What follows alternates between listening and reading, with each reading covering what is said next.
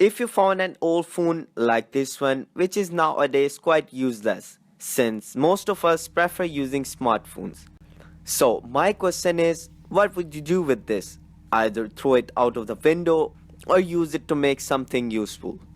I decided to make a device that can, for example, turn on/off any kind of appliance without any microcontroller support.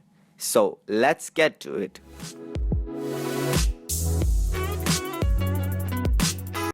First of all, you have to change the tone of the message. Select a tone which contains a single beep like this one. Go ahead and select OK. Now insert an audio cable in the audio jack of the mobile. I salvaged mine from a broken headphone. Then I connect the ground and the right channel to my oscilloscope in order to observe that it creates an AC voltage with peaks up to 200 millivolts. And this is basically how we can detect whenever a message is received. But these small voltage peaks of 200 millivolts are not usable.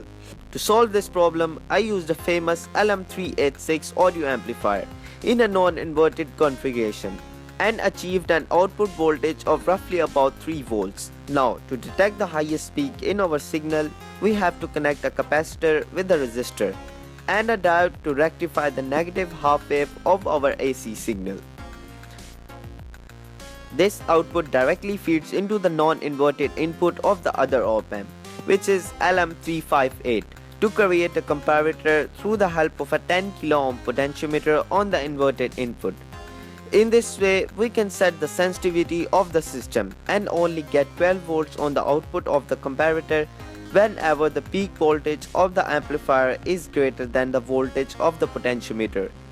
The output of this comparator directly connects to a transistor, which controls the latching circuit, whose output, again with the help of a transistor, turn on or off the relay, which can easily control our heavy appliances, like this light bulb. When I am happy after the testing of circuit, I took out all the required components from the breadboard prototype circuit and started soldering all the components to one another on a probe board, according to my finalized schematics, which is given in the description, for your convenience if you want to rebuild this project. As a last test, I attach a light bulb in a series connection to the relay with mains 220 volts. Then I power the circuit with 12 volts supply and also insert the audio cable in the mobile phone. Afterwards, I typed in a message and sent it, which should light up the bulb. You can type any message, it doesn't really matter. I also tried using WhatsApp messages, which seems to work fine.